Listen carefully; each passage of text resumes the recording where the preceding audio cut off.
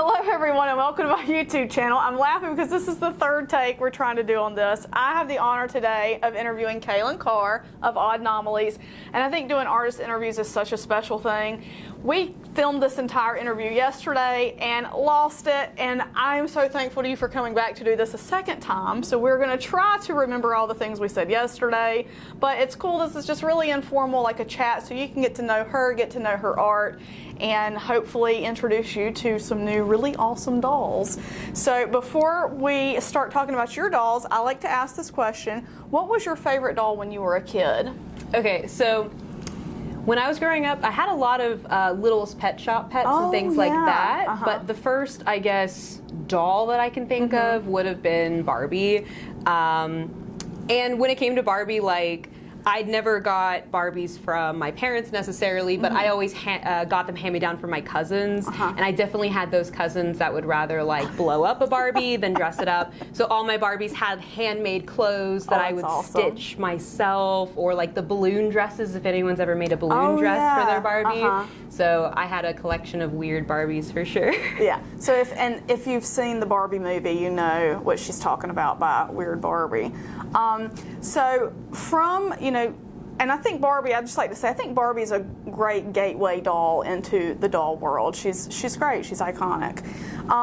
What led you to the point where you're here at the doll show making dolls for all of us collectors? Well, I went to college for art, so I have a studio art degree. I went to the University of Texas at Austin, and while I was there, I really just wanted to figure out what kind of art I wanted to make, what kind of art I wanted to share with the world. I did everything. I was painting, drawing, sculpture, transmedia, digital fabrication, and I got to sample a lot of things to figure out what my individual style was. So when I was an undergrad, I got really into animation, 3D modeling, and I was making little short films, and I was really into character design. I wanted to make characters. I wanted to tell stories. I thought I'd end up in the industry making movies. That didn't happen. Unfortunately, I'm the class of 2020, so COVID hit and it canceled a lot of things. But anyways, I got a chance to basically take my 3D computer animations and make them into real dolls and real characters when I got into digital fabrication. So that was kind of the end of my college career, and I started taking these 3D models I was making for my animations and trying to make them into real physical things. And I realized when I made my first doll in college that having it in my hands and holding it and playing with it was so much more satisfying than just looking at it on a computer. It, right? Yeah, just seeing it on a screen. It was a real thing that I could like take places, so that was really cool. So we had this interview yesterday, and Lindsay and I were talking after the interview how cool it would be one day if you had like a whole cartoon show and then a line of dolls that went with the show, like anyway. Oh, I've already written stories. Like, I like doing comics, so I'm trying so hard to like make them fit into a cinematic universe. I would love to do a children's book or short stories one day, because a lot of these characters come from stories I've written in the past. It's just not something I've had time to do yet, but one day. So these are some of the dolls she had available at convention, and will you tell me first about Bucket? Bucket is the first doll of hers that I saw, and I saw it at Austin BJDC last year, and Bucket is just such an amazing creation. So will you tell us a little bit about them? Yeah, so this is Bucket. And Bucket started just kind of as a doodle one day. I actually did a short film in college that had another robot character, and I've kind of played with the design of that robot, of course, since then. But robots have always been something I love to 3D model. So, and it made sense for a BJD because of the joints, right? They're already going to be jointed, segmented dolls, so really you can play with the look of the robot with those hinges and those joints. So I had really fun making it and designing them. This doll's taken me, I would say, about 2.5 years to get to this stage. I've been making them since 2021, and I've redesigned them a few times. I've played with the little pieces, how things interact. I like to make things movable, posable, interactable, so that you can kind of tell your own stories with the dolls. I like to make it where you can customize them in different ways. So for example, I put little plants in all of my Bucket's heads, but you can take it out, you can replace other things, put little tiny cats in there. I think I put a frog in one of them. That's cute. You can kind of play with your own doll and how you tell your own stories with the doll. You could buy another little robot and put the little robot inside the big robot. You know, I've done that before too. I have a bigger one and a smaller one, and they fit like, what is it, the nesting dolls? The nesting dolls, yeah. And I also have different eyes, so I like to make each doll one of a kind. So every single doll I make, even if I'm trying to make them look the same, they're going to come out different. But I also make different eye designs for each doll too. So I have tons of different eyes, different color schemes for the dolls, different plants in each doll. You know, I like to make them all kind of a one-of-a-kind art piece when I make mine. And so talking about that you like to make them all one of a kind, you actually literally make the entire doll. So talk about that process a little bit. So these dolls were modeled on the computer. So I mainly use Maya because that was my animation program. I kind of just stuck with it for modeling too.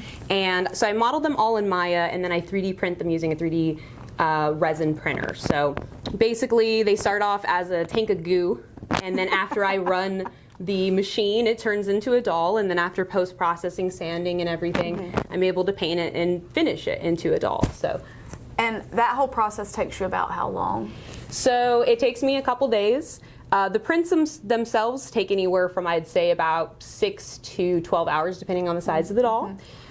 It takes me a whole day to get through sanding. Just a few dolls, I'd say I usually stop at about 3 because my arms are burning. After that, I usually do about 2 dolls at a time. It'll take me a whole day just to get my base coats of paint on, and then I'll come back the next day, do my weathering, you know, do my spray seal. It's a multi-day process, letting things dry and cure in between too. And I totally skipped even processing the print. After the doll prints, you gotta clean it, post-cure it. I mean, I didn't know you had to do all that too. There's a lot that goes into it, yeah. So you think about that when you get one of these in your hands, like everything that has gone into this doll has got to be a labor of love. I mean, you have to love doing that to be able to make them so incredibly awesome. Well, and then there's also things like the packaging. So I hand draw all of my designs, and I've created the designs myself. So every doll comes with a blueprint tube that has them with different stats on there. So like the height of the doll, what wig size, what eye size, in case you ever forget. They also come with like a COA, an instruction booklet. I have coloring book pages on my website for if you want to do a garage kit and you want to design your own. I basically try to make everything match, but I've also made everything from scratch. And the last thing, the fonts I use they're my own handwriting. So I made my own fonts. So this is my handwriting on all of my stuff on my website too. So everything is really handmade. That's really cool because I didn't learn that yesterday. I learned that today. I just thought about it. So cool. Will you tell us about, because the dolls come in these bags that also, she could show you how to make a little beanbag chair out of it. Will you show that process? Yeah, so basically I try to have padded bags to fit inside the tube so they don't rattle around. And these are kind of designed for the doll to sit in. Of course, if I was shipping it, I'd probably put some bubble wrap. But basically they're supposed to draw a string like a potato sack around your doll. They sit inside the tube, and then there's a little pillow somewhere that sits on top, and that basically protects the top of the doll's head. So the idea is the face is not covered, so the face up won't get damaged, especially on a doll like Hatchet if there's ever eyelashes or anything like that. But they kind of sit like this inside the tube, and then once you've taken your doll out, I like to make things reusable. So you can take your little bag, you can fold everything into the hole. And it's not perfect, but if you kind of squish everything down, you can have your doll sit, and it's kind of like a way of displaying them too. So it's like a little beanbag chair. And that's one of the things that's really cool about these dolls is that she's so thoughtfully thought about. That's kind of repetitive, right? Every piece is thoughtfully created to be used in some sort of way with the doll. Like the packaging is great. You know, it's just really nice, quick look. You can tell like the sizes and things like that. It's also very protective in that tube, and it's also very portable, as I've learned because I've taken them up and down stairs many times in the packaging. But also that you have the cute little chairs to sit them on. I think that's great. Now, tell me a little bit about Hatchet. Is Hatchet in the sort of the same universe as Bucket, and how did Hatchet come to be? So I feel like all my dolls are in the same universe. The idea of Oddnomalies is everything's a little odd, nothing's perfect, you know. I always think of my dolls as like the rejects, but I don't think that's the right word. I think it's just they're the oddballs. They're not perfect little girl dolls. They're all kind of different. They all have their own stories, and they kind of fit into a different world than like Barbie would. So I like to make sure that they're all fantasy, or they all have a story kind of associated with them. Hatchet, he's of course my take on Pinocchio, or Borrachino, I think is the original story, but is my take on the character. The idea came about last year, actually, during the year of the Pinocchio. We had 3 Pinocchio movies come out throughout the course of the year. There was a live-action Disney remake. There was a movie made by, it was like a redub by a foreign film company, and then there was the Guillermo del Toro stop-motion animated Pinocchio, which it's like incredible. You should see it if you haven't. Incredible. So I got really inspired to try to make my own version of the character. You know, I grew up with Pinocchio, so I really loved them as a character. I loved their story, and it made me realize too, seeing all those movies coming out, that, you know, the more I saw the character design of Pinocchio, I realized they're kind of just a wooden robot. So I thought they fit in really good with into my that lineup. universe. Yeah, it's like I wanted a Charlie Brown character. No, not Christopher Robin. I wanted a Christopher Robin character. Yeah, who fit in to go with like who fit in with all the oddballs. Yes, but I didn't want to do a human character yet. I wasn't ready for that. So he's my semi-human kind of oddball character. And what I love about him is how thoughtfully. Show them the joint on the knee, the way that she's actually made that knee joint look like there's a like a real puppet's knee joint with the peg. There's not a real peg in there. It's still a ball jointed doll, but yeah, the idea is I wanted them to look like the actual classic wooden marionettes. So I have sculpted like an actual little metal rod that goes through the knee, but of course you can't have a metal rod going through it, get in the way of the elastic. So it's a typical elastic channel. But I've kind of added the pegs to kind of look like it's drilled through, so the knee functions like a fulcrum, like it has a pin going through it. I try to model it where that pin stays as static as possible to make it look real, but it is still a traditional BJD. I think that's so cool. I just love the thought that you've put into this, and it's like every time I look at them, I see something different. The other thing I really love is the way that buckets are weathered. You know, they're living in this universe where they're actually alive, and they're not pristine because they have a life and they've lived it. And we were kind of talking about yesterday, you know, if you scratch your bucket up, it's not a big deal because, you know, that's part of Bucket's charm, and the story and the character is that Bucket is out there living their lives. So I think that's really cool. Now, you also have, what I really love about Kailyn's table is you go to her table, and if you want a piece of art from this artist, she has something across every price point. And so I like that you make things that are really accessible for people. And one of those things is Benny here. So will you talk a little bit about that? Yeah, so Benny is one of the first characters I ever made. I made an animation in college that featured like a little boy and his science project, and his science project was to grow a plant, and in the middle of growing it, his plant comes to life. It turns into this little mandrake character. Cool. I have, I think, still images up of a lot of my animations on my social medias, but I think I've gotten rid of a lot of the actual animations. But you know, they were just learner projects. I'm very proud of them still, but they were really rudimentary. But that was the idea of the story, that was the idea of the character, and when I first got into doing digital fabrication after college, I really wanted a character to print, you know, to make myself at home, and he was a small one, so I kind of revisited the character again, made him into a doll.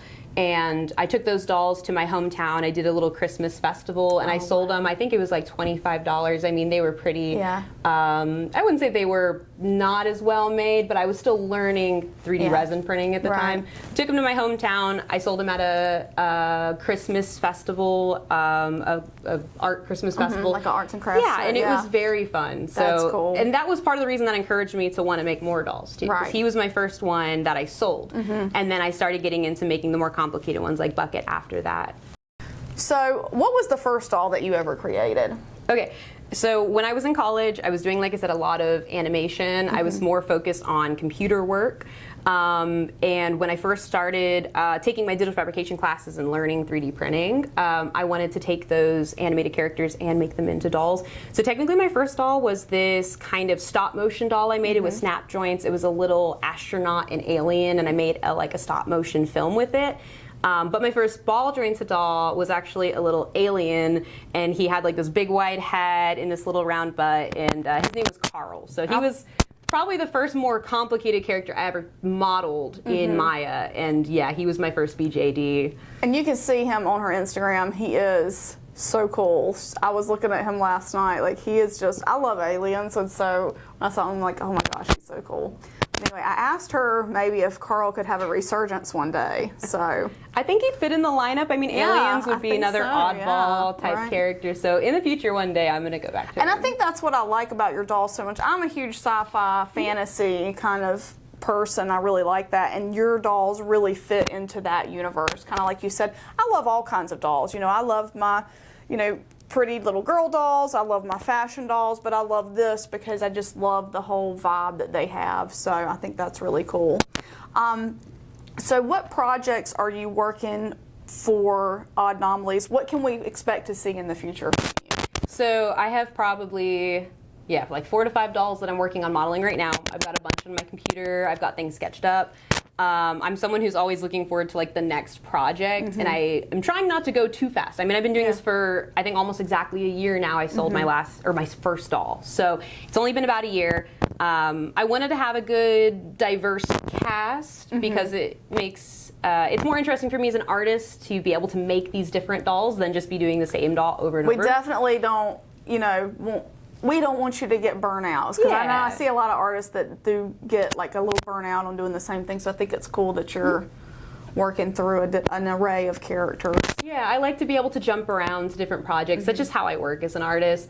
But yeah, I'm someone who always looks forward to the next thing. So I do have a lot of things planned. It's just that I'm trying to slow myself down so that I don't want to burn out, but also I don't want to go too fast. I don't make enough dolls to sell, and I don't give enough people a chance to buy them. So I'm going to stick with this core cast for a little while, but then I'm going to be introducing new dolls in the future. And some of them I've already bought pieces for them, so I'm like trying not to get too excited. You've bought the pieces, so like we're gonna manifest them into creation. Yeah, one of these days. I make all my own eyes, and I don't have one of my bunny robots, but I make the faces for the bunny robot. I use hardwares like cabochon, glass cabochons, and metal housings. So I try to be really creative with like the actual fabrication part of the pieces that aren't 3D printed. And so yeah, that's what I've purchased. I've purchased a couple little things, different shapes for eyes or faces that are going to be integrated into the dolls in the future. Because of course I got to buy those first and build the doll around it. Yeah, that makes sense. Yeah.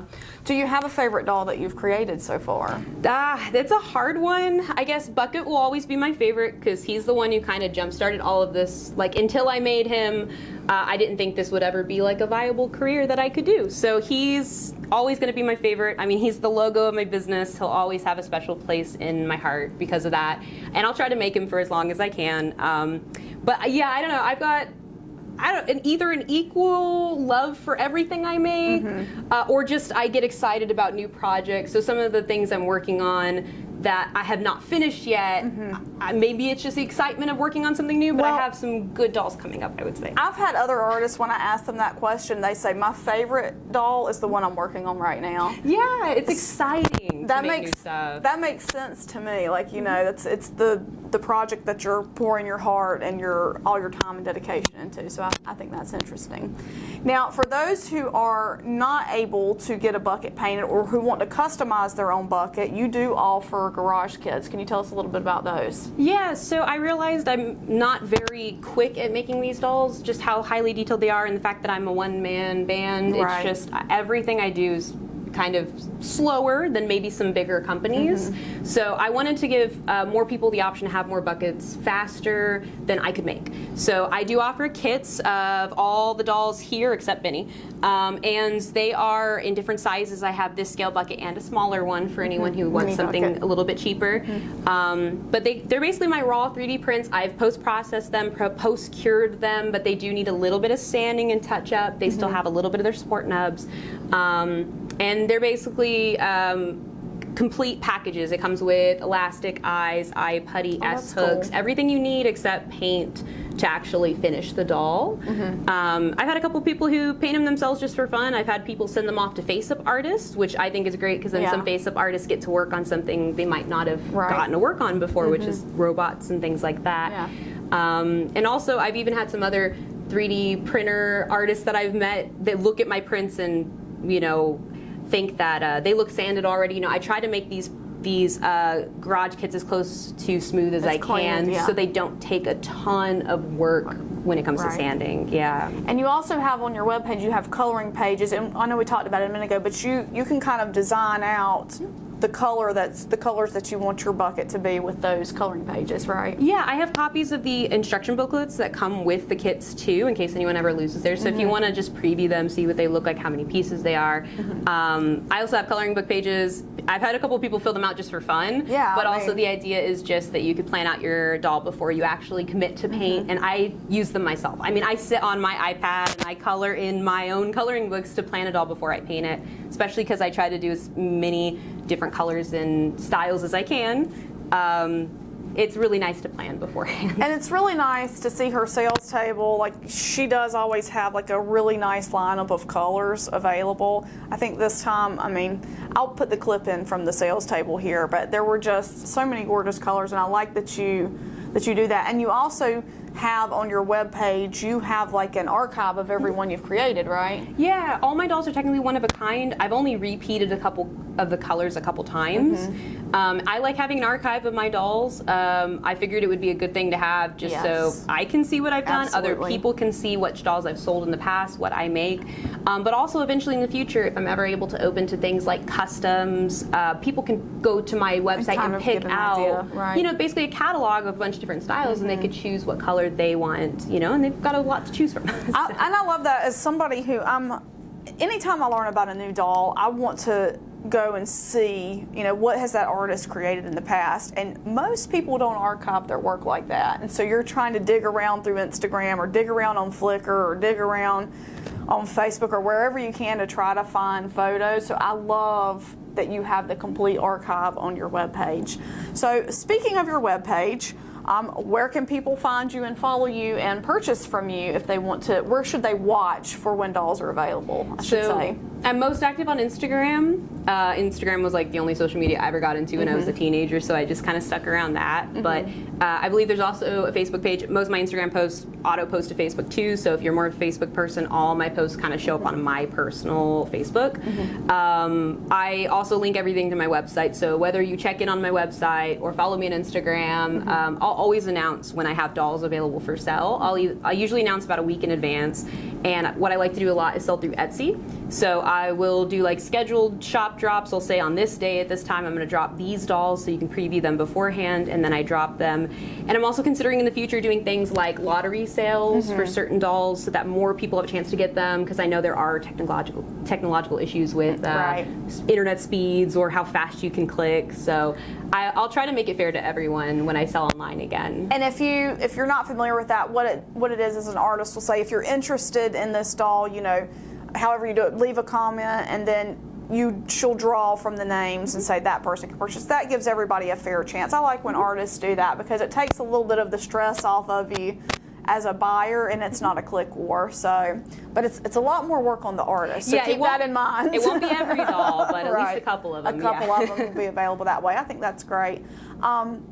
Anything that I missed in this interview that you'd like the people to know? Not really. Just a big thank you to everyone who's ever followed me, supported me, bought a doll for me, wants to buy a doll for me. I mean, I appreciate it so much. The encouragement keeps me going, and it keeps me making dolls. This is going to be the first year I ever tried doing this full time. Before this, I was making dolls and teaching, so this is all very new to me, and it's just really nice seeing the support, and I'm hoping I can deliver on it and make as many dolls as I can for y'all. Well, I think you will, and we're very, very happy to have you as part of our doll community. So thank you very much for sharing your art with us, because it is really magical. It is just, they look cool on camera, but when you get them in your hands, they're very tactile, and and this is a doll you can sit and play with all the doors and joints and things and just see something new every time you get it in your hands. So I think that's great. Well, Kailyn, thank you so much for taking the time for me to interview a second time today. So I appreciate it so much and look forward to seeing you at another show in the future. Yeah. All right. Bye, everybody. Bye. I want to say a huge thank you to my patrons from Patreon: Lindsay S., Leah W., Doreen Z., Janice H., Mercedes W., Cindy K., Bear Sunflower, Diane B., Kelly L., Shorna R., Stephanie W., Shalane C., Penny P, Louisa's Knickknacks, Marty G, and Lynn. Your support means so much to me and helps me continue bringing you great Dolly content. For more information on how you can become a supporter of this channel, check the link in the video description. Thank you.